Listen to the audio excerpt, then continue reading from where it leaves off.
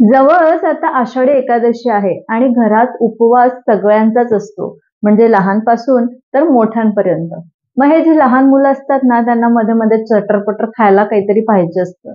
आणि मोठी जी माणसं असतात ती त्यांना माहिती आहे जरी एकादशी असली तरी दुप्पट खाशी असं नाहीये. मग ते पूजा-पाठ ह्याच्यामध्ये रमतात. त्याच्यामुळे त्यांना म्हणजे मोठ्यांना खरं तर कळतं, की आपल्याला किती खायचं आणि किती नाही.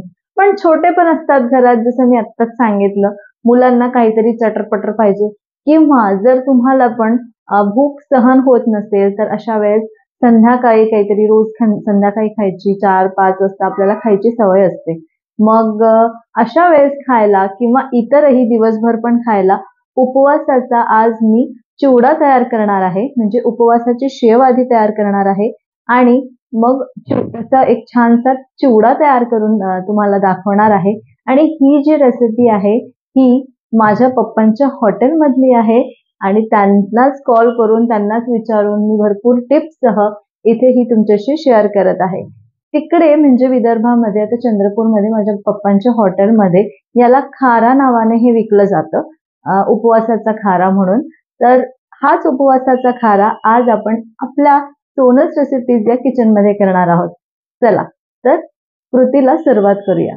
नमस्कार, मी सोनल. सोनल्स रेसिपीजमध्ये तुमचं खूप खूप खूप मनापासून स्वागत करते आणि आजच्या आपल्या या उपवासाच्या खारा किंवा उपवासाच्या चिवड्याला सुरुवात करूया.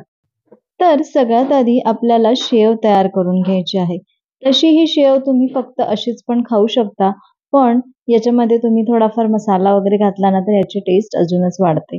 तर मी इथे त्यासाठी ही आपली उपवासाची शेव करण्यासाठी मी इथे घेतले आहे 2 कप राजगिऱ्याचं पीठ आणि त्याला आपण चाळून घेणार आहोत. चाळून यासाठी कारण जी आपली शेव आहे ती छान बारीक पडली पाहिजे. नाहीतर काय होईल थोडा काही कचरा असेल तर शेव पडली जाणार नाही. म्हणून थोडंसं चाळून घ्यायचं. तर इथे मी 2 कप राजगिऱ्याचं पीठ चाळून घेतलं आणि त्यानंतर मी इथे 1/2 कप इतकं भगरचं पीठ घेतलेलं आहे. आता भगरचं पीठ तसं तर अवेलेबल असतं म्हणजे मार्केटमध्ये, बाजारामध्ये तुम्हाला हे पीठ कुठे पण मिळेल. राजगिराचं पीठ पण अवेलेबल असतं आणि भगरचं पीठ पण बाजारात आरामात मिळतं. त्याच्यामुळे हे आपण विकत पण आणू शकतो. म्हणजे मी तर विकतच आणलंय. पण हॉटेलमध्ये आता माझ्या पप्पांच्या हॉटेलमध्ये काय करतात राजगिरा आणि भगर यांचं पीठ दळून आणतात. तर ह्यांचं जे प्रमाण आहे ते पण याच पद्धतीने घेतात. म्हणजे 60-40 असं म्हटलं तरी चालेल. 60% जर आपल्याला राजगिराचं पीठ किंवा राजगिरा पाहिजे असेल तो आणि भगर जो आहे तो 40% 40% असतो आणि हे दोन्ही पण गिरणीमधून छान बारीक दळून आणतात. आता आपल्याकडे इतकंसं जे काही म्हणजे छोट्या प्रमाणात असतं तर कोणी ते दळून देणार नाही. म्हणून आपल्याकडे जर अवेलेबल आहे तर मग तयार पीठच वापरायची. त्यानंतर याच्यामध्ये चवीपुरतं मीठ घालायचंय आणि आणि 1 टेबलस्पून इतकी काळी मिरी पावडर घालायची आहे. तर ही काळी मिरी पावडर तुम्ही चाळून पण घेऊ शकता, पण मी अगदी बारीक केली आहे त्याच्यामुळे मी चाळलं नाहीये. पण जर तुमच्याकडे थोडीशी जाड असेल तर ती चाळून घ्या म्हणजे शेव व्यवस्थित आपली पडेल. आता हे आपल्याला नॉर्मल पाण्याने मळून घ्यायचं आहे. जसं आपण शेव म्हणजे बेसनाची शेव वगैरे करतो त्या पद्धतीनेच मळायचं आहे. आता ह्याच्यामध्ये अजिबात ग्लुटेन नसतं, तर ही अशी भरभरी असते. त्यामुळे ही जी शेव आहे किंवा हे जे पीठ आहे ते असं आपल्याला ज्वारीचं पीठ किंवा बाजरीचं पीठ कसं असतं त्या पद्धतीचं असतं. त्याच्यापेक्षाही असं त्याला अजिबात चिक्की नसते म्हणजेच ग्लुटेन नसतं त्यामध्ये. त्याच्यामुळे यामध्ये पाणी भरपूर लागतं. तर आता मी इथे 1 कप पाणी घेतलेलं आहे. मी थोडं सुरुवातीला असंच घातलं, पण म्हटलं प्रमाणात सांगावं म्हणजे कितपत पाणी लागलं हे तुम्हाला मला सांगता पण येईल. तर मी काय केलं थोडंसं म्हणजे पाव कप पाणी आधी घातलेलं असेल आणि त्यानंतर 1 कप पाणी घेतलेलं आहे. म्हणजेच 1/2 कप इथे पाणी घेतलेलं आहे आणि त्यापैकी किती उरतंय हे मी तुम्हाला शेवटी जेव्हा आपलं हे पीठ मळून होईल तेव्हा सांगते. आणि यामध्ये आपल्याला मोहन वगैरे घालायचं नाहीये किंवा सोडा, तेल काहीच वापरायचं नाहीये.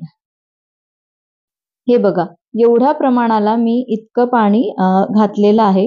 म्हणजे जे मी तुम्हाला म्हटलं की 1/2 कप, तर 1/2 कप मधलं पाव कप उरलं म्हणजे आपल्याला 1 कप पाणी इतकं लागलेलं आहे.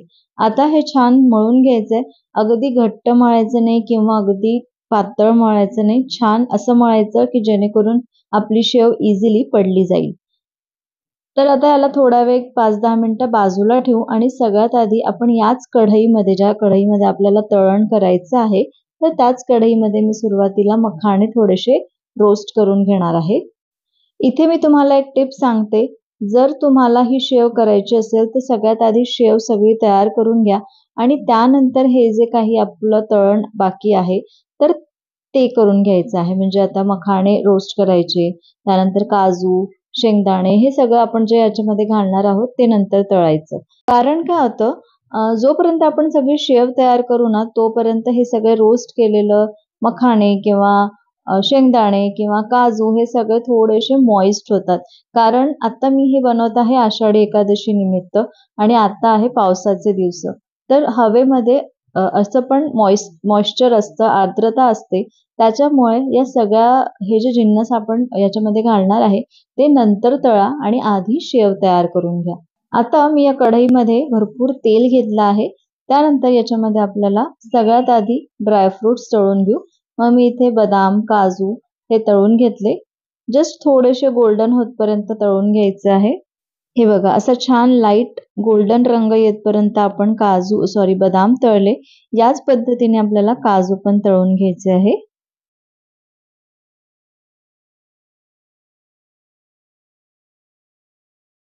हे बघा असं छान लाईट रंग आलेला आहे काजूला पण. तर हे पण काढून घेऊ. त्यानंतर या पद्धतीनेच शेंगदाणे तळून घेऊ. तर इथे शेंगदाणे मी 1 कप घेतलेले आहे आणि इथे तुम्ही काजू, बदाम किंवा मखाणे हे सगळं जे आपण यामध्ये घातलेलं आहे, हे सगळे जिन्नस, तर यांचं प्रमाण तुम्ही कमी जास्त करू शकता. हे बघा आपले शेंगदाणे पण छान खरपूस मस्त तळून झाले आहे. हे पण काढून घेऊ. आता हे तळलेले सगळे पदार्थ बाजूला ठेवू आणि शेव तयार करायला घेऊ. तर इथे बघा शेवचं जे पीठ आहे ते छान मुरलेलं आहे. जर नाही मुरवलं म्हणजे नाही ठेवलं याला साईडला तरी चालेल. लगेचच्या लगेच तुम्ही शेव तयार करून घेऊ शकता. आता शेवचे जे बारीक साचा आहे म्हणजे बारीक शेवचं जे काही प्लेट आहे या साच्याची ती लावून घेऊ. तुम्ही जाड पण करू शकता, पण जाड जर शेव असेल तर मग ती थोडीशी आतून शिजायला थोडा वेळ लागू शकतो. पण बारीक पण इझिली पडते त्याच्यामुळे आणि जसं आपण चाळून घेतलं ना त्यामुळेच बारीक शेव पण छान पडते. तर बारीक शेव करा म्हणजे जास्त क्रिस्पी होईल आपली ही शेव. हे बघा या पद्धतीने पिठाचा असा लांब गोळा तयार करून आपण या साच्यामध्ये घालून घेतला आणि आता हे बंद करू आणि मस्त बारीक शेव तयार करू.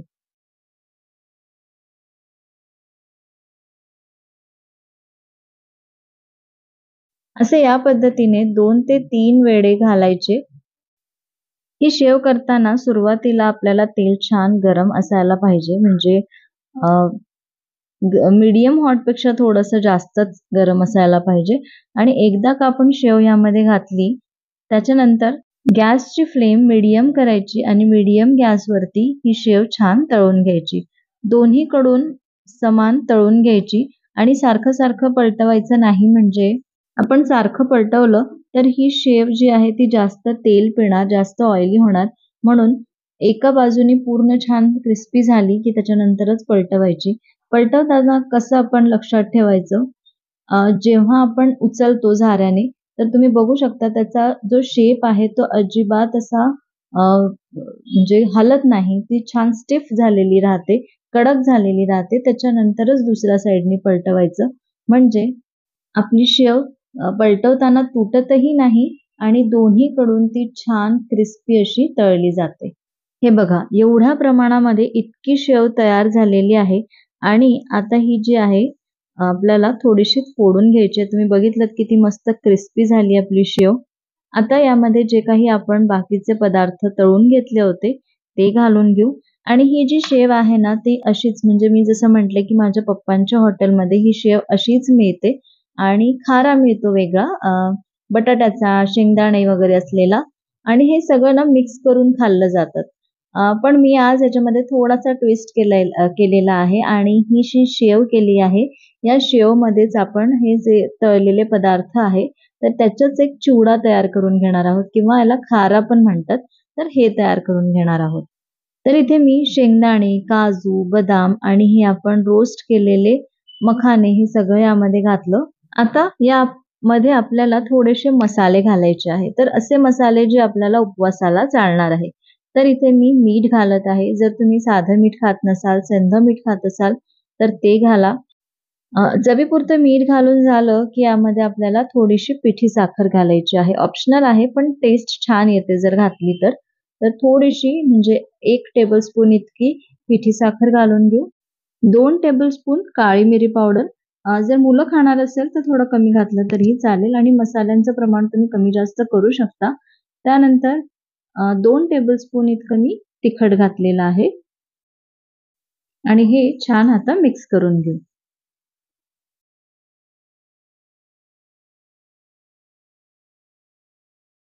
शेव मी थोडी बारीक करून घेतली आणि हे छान मिक्स करून घेतलं. आता आपल्याला याला डब्यामध्ये भरून घ्यायचं आहे. तर मी इथे काचेची बरणी घेतलेली आहे. यामध्ये हे मी छान कोरडं करून घेतलं. बरणी छान पुसून वगैरे घेतली आणि त्यानंतर हा चिवडा, खारा आपण यामध्ये भरून घेणार आहोत. हा चिवडा किंवा ही शेव आपण केल्यानंतर लगेचच भरून ठेवायची आहे. 5 ते 10 मिनिटात हे थंड होतं. म्हणजे आता शेव तर आपण काढलेली होती आणि ती पण लगेच करताच थंड झालेली आहे आणि बाकी जे आपण जिन्नस यामध्ये तळून घेतले ते पण ऑलरेडी थंड झालेले होते. त्याच्यामुळे पटकन मिक्स करायचं आणि 5 ते 10 मिनिटातच ही शेव किंवा हा आपला चिवडा बरणीमध्ये भरून घ्यायचा आहे. बघितलत ना किती सोपं होतं हे खारा बनवणं. तर हा जो चिवडा आहे हा तुम्ही उपवासालाच नाही तर असा पण तयार करून ठेवू शकता. जसं मी म्हटलं की चिवडा आपल्याला संध्याकाळी काहीतरी खायची सवय असते. मुलांसाठी पण हा अतिशय पौष्टिक आहे. याच्यामध्ये आपण फक्त तळणीचं म्हणजे आता शेव आहे त्याच्यामुळे तो तळलेला पदार्थ आहे. पण बाकी पण थोडेसे काही ड्रायफ्रुट्स वगैरे जे आहे ते थोडेसे जास्त प्रमाणात घातले तर हे मुलांसाठी पण हेल्दी आहे आणि आपण उपवासाला तर खाऊच शकतो. पण आणि इतर वेळाही हा जो चिवडा आहे तो तयार करून ठेवू शकतो आणि तो एन्जॉय करू शकतो. तर माझ्या पप्पांच्या टिप्स सोबत आणि माझ्या या पद्धतीने हा उपवासाचा खारा किंवा उपवासाचा चिवडा ची ही रेसिपी नक्की करून बघा आणि मला कमेंट करून नक्की सांगा. आणि तुम्ही जर चंद्रपूरमधून बघत असाल तर चंद्रपूरमध्ये आत्ता म्हणजे आषाढी एकादशीच्या दिवशी माझ्या पप्पांच्या हॉटेलमध्ये हा खारा अवेलेबल असतो. जर तुम्हाला खायचा असेल म्हणजे तुम्हाला जर ते खारा म्हणा किंवा ती शेव असते तर ती शेव वगैरे जर तुम्हाला पाहिजे असेल तर तुम्ही तिथे जाऊन व्हिजिट करू शकता. आणि हे स्पॉन्सर्ड व्हिडिओ नाहीये बरं का. जर तुम्ही तिथे टेस्ट केला असेल किंवा माझ्या या पद्धतीने घरी करून बघितला असेल तरीही तो कसा वाटला हे मला कमेंट करून नक्की सांगा. चला, ही रेसिपी आवडली असेल तर एक लाईक करा, जास्तीत जास्त शेअर करा आणि अजूनपर्यंत चॅनलला सबस्क्राईब केलं नसेल तर नक्की सबस्क्राईब करा. पुन्हा भेटू अशाच मस्त मस्त रेसिपी सोबत. तोपर्यंत धन्यवाद.